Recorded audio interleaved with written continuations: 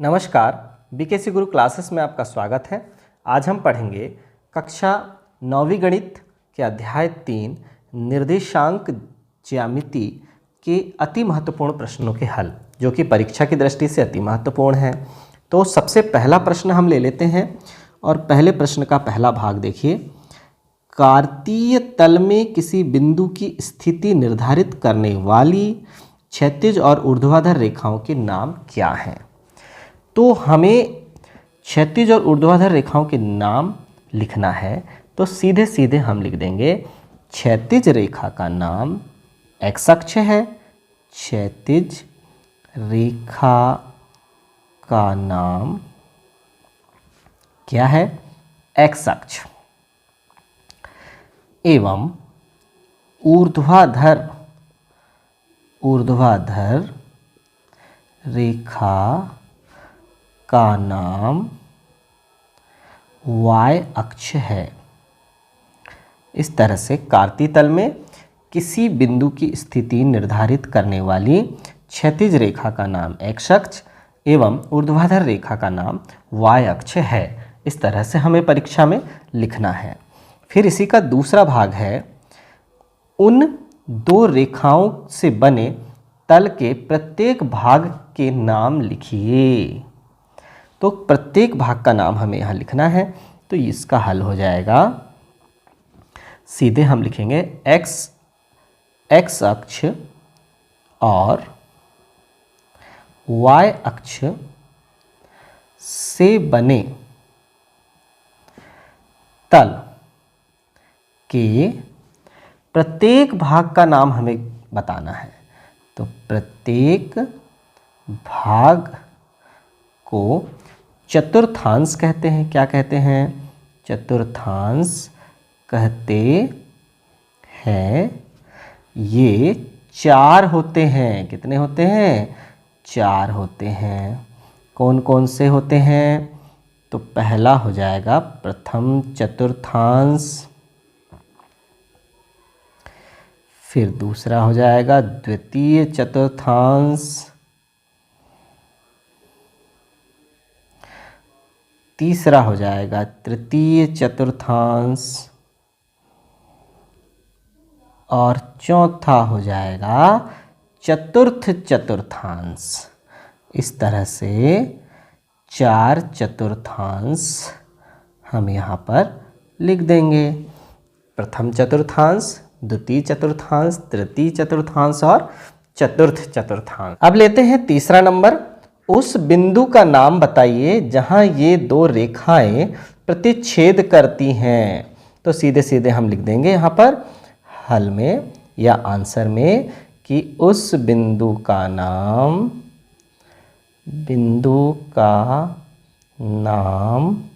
मूल बिंदु है। कौन सा बिंदु है? मूल बिंदु है, जहां x अक्ष और y अक्ष प्रतिच्छेद करते हैं।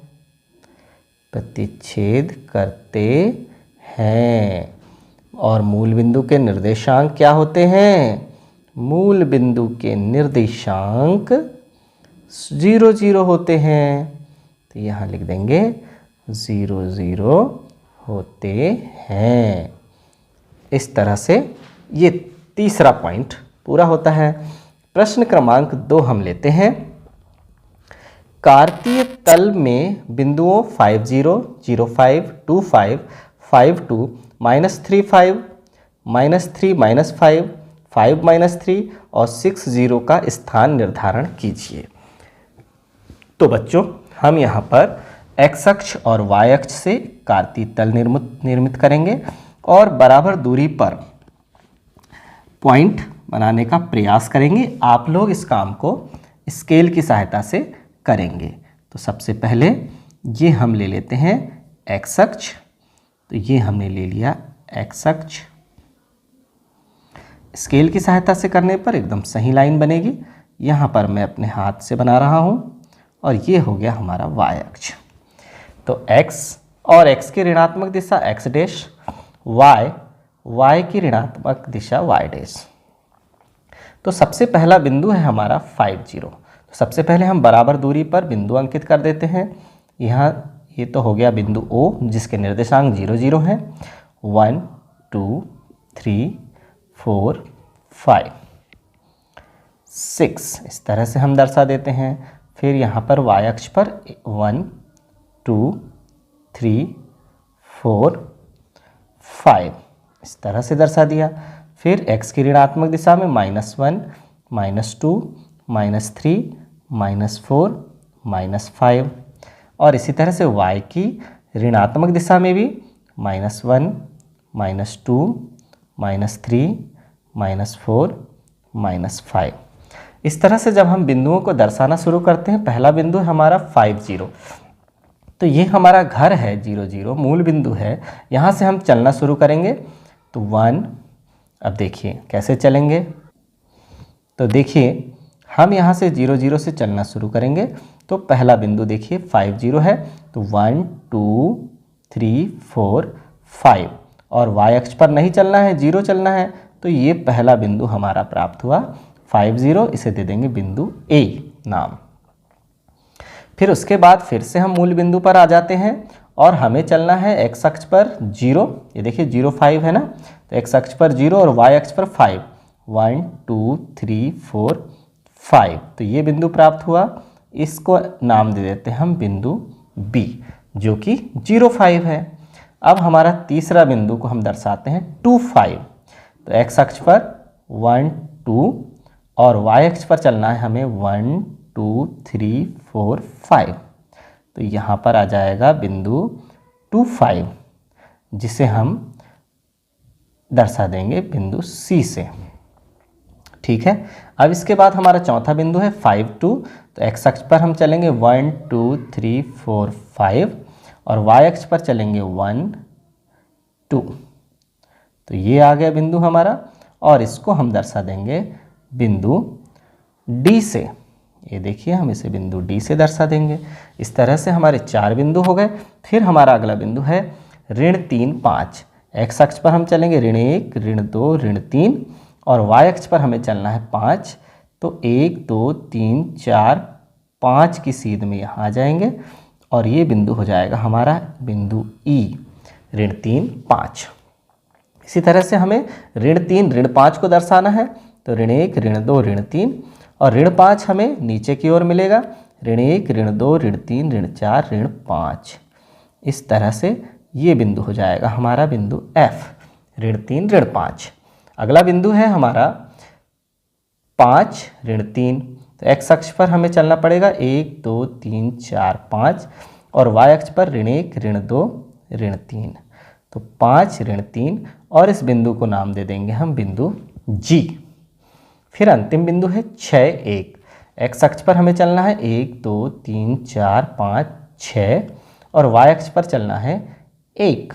ये देखिए, तो ये बिंदु हमारा हो जाएगा बिंदु H। इस प्रकार हमने दिए गए बिंदुओं को कार्तीय तल में दर्शाया। अब लेते हैं अगला प्रश्न। अगला प्रश्न क्रमांक 3 है, अक्षों पर दूरी का उपयुक्त एकक लेकर नीचे सारणी में दिए गए बिंदुओं को तल पर आलेखित कीजिए। बिल्कुल उसी तरह का प्रश्न है, हमें तल पर आलेखित करना है बिंदुओं को। तो देखिए हमें सबसे पहले x अक्ष और y अक्ष का निर्धारण कर लेना है। तो देखिए इससे हम थोड़ा ऊपर स्क्रॉल कर देते हैं और इस तरह से हम बना देते हैं। ये हमने बना दिया, x और y अक्ष बना लेते हैं। चलिए, तो ये हो गया हमारा y अक्ष ऊर्ध्वाधर रेखा और ये हो गई हमारी x अक्ष। ठीक है, x हो गया x डैश और y ऊपर नीचे हो गया y डैश। बिंदु अंकित करना है।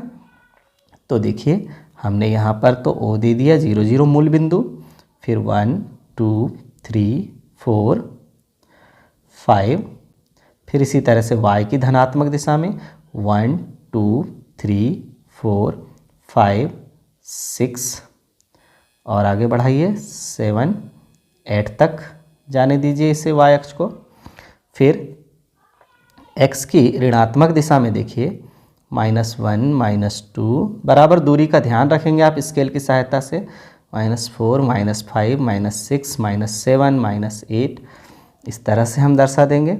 और फिर y की ऋणात्मक दिशा -1 -2 -3 -4 इस तरह से y की ऋणात्मक दिशा भी दर्शा देंगे। चलिए, पहला बिंदु हमारा है x का मान है -2 और y का मान है 8। ठीक है, तो हम पहले x अक्ष पर, ये मूल बिंदु है, यहाँ से x अक्ष पर चलना शुरू करेंगे। मूल बिंदु से ऋण 1 और ऋण 2। x अक्ष पर कितना आया? ऋण 2। और y अक्ष पर चलेंगे, हम चलेंगे 1 2 3 4 5 6 7 8। तो ऋण 2 और 8 का बिंदु ये आया, इसे हम नाम देंगे A। इसी प्रकार अब देखिए थोड़ा सा साइड में हो गया है, उसे हम सही कर लेते हैं। ऋण 2 8, देखिए ये हो गया ऋण 2 और 1 2 3 4 5 6 7 8। तो यहाँ पर आ जाएगा बिंदु ऋण 2 की सीध में, यहाँ पर A बिंदु प्राप्त हुआ हमें। फिर देखिए बिंदु B क्या रहेगा? ऋण 1 7। तो चलिए ऋण 1 x अक्ष पर फिर से चला हमने ऋण 1, और फिर हम इसे उठाकर आगे लेके जाएंगे 1 2 3 4 5 6 7। तो ये हो जाएगा हमारा बिंदु B। अगला बिंदु है हमारा 0 -1.25। तो x अक्ष पर तो चलना ही नहीं है, मतलब 0 रहेगा, और y अक्ष पर ये 1 और ये 1 से थोड़ा आगे 1.25 बिंदु C नाम दे देंगे। अगला बिंदु है 1 3। x अक्ष पर ये चले हमने 1 और y अक्ष पर 1 2 3। तो ये बिंदु हो गया हमारा बिंदु D। अगला है 3 -1। ये देखिए x अक्ष पर 1 2 3 और y अक्ष पर -1। तो ये हो जाएगा हमारा बिंदु E। बच्चों, हमें जब आलेख दर्शाना हो तो समान आकार लेना है, समान लंबाई लेना है, या फिर हम इसे ग्राफ पेपर पर ही करें, तभी हमारा उत्तर सही प्राप्त होगा। तो यहाँ पर यह प्रश्न समाप्त होता है। चलिए हम अगले प्रश्न पर चलते हैं। यहाँ पर प्रश्न क्रमांक 4 है, उस बिंदु ऋण 2 2 और 3 ऋण 4 में भुज और कोटि के मान लिखिए। तो पहला बिंदु हम ले लेते हैं। कौन सा है पहला बिंदु हमारा? बिंदु ऋण 2 2 में क्या है? भुज। पहला वाला बिंदु क्या कहलाता है? भुज। ऋण 2 एवं कोटि, कोटि कितनी है? 2 है। भुज ऋण 2 है और कोटि 2 है। या हम इसे लिख सकते हैं, भुज मतलब x का मान ऋण 2 है और y का मान 2 है। फिर इसमें दूसरा भाग क्या है? देखिए बिंदु बिंदु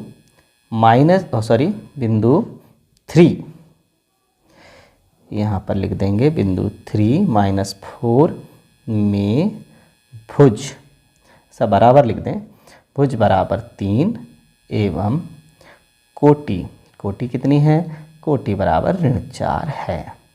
इस तरह से लिख सकते हैं।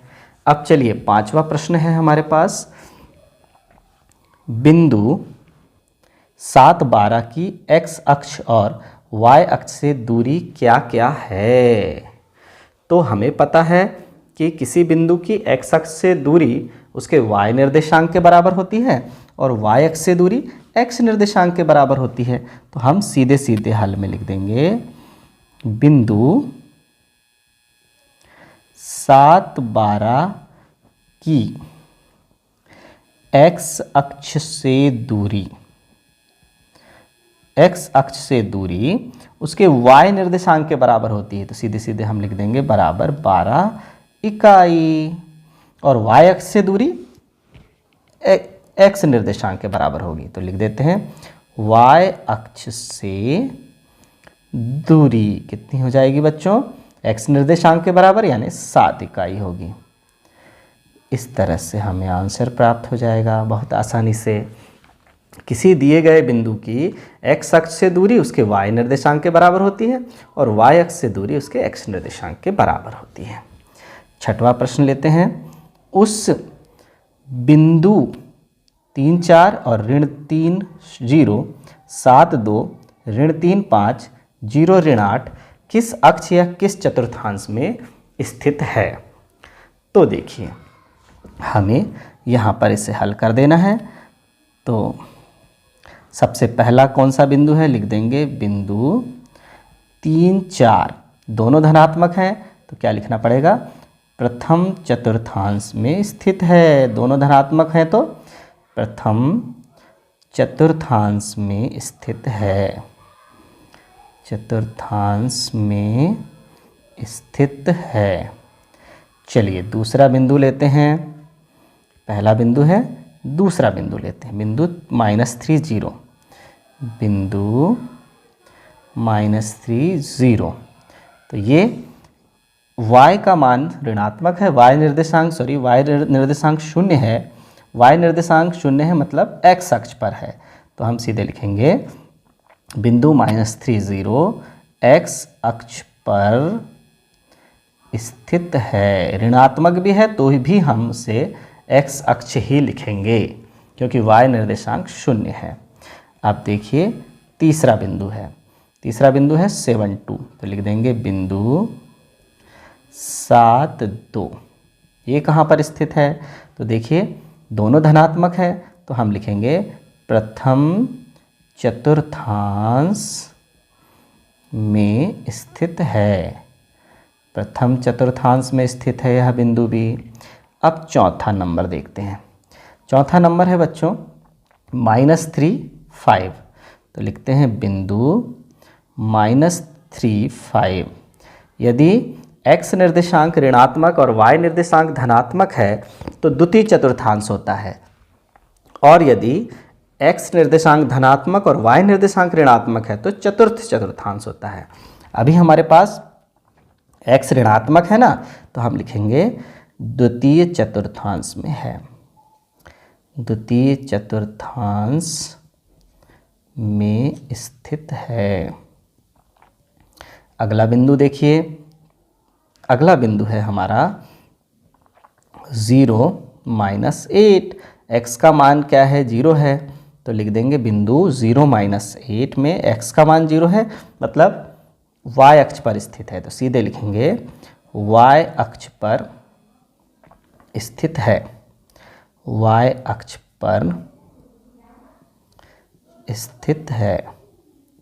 आसान है, अक्ष पर बताना तो बहुत आसान है क्योंकि हम ये जान जाते हैं कि देखिए y निर्देशांक 0 है मतलब x अक्ष पर स्थित है, x निर्देशांक 0 है मतलब y अक्ष पर स्थित है। हम थोड़ा ध्यान दें, यदि दोनों मान धनात्मक हैं तो प्रथम चतुर्थांश में स्थित है, पहला ऋणात्मक और दूसरा धनात्मक है तो द्वितीय चतुर्थांश में स्थित है, दोनों ऋणात्मक है तो तृतीय चतुर्थांश में स्थित है, किंतु पहला धनात्मक और दूसरा ऋणात्मक है तो चतुर्थ चतुर्थांश में स्थित है। ये चारों चतुर्थांश हमें अच्छी तरह से ध्यान रखना है। तो बच्चों आज की यह क्लास यही समाप्त होती है। धन्यवाद।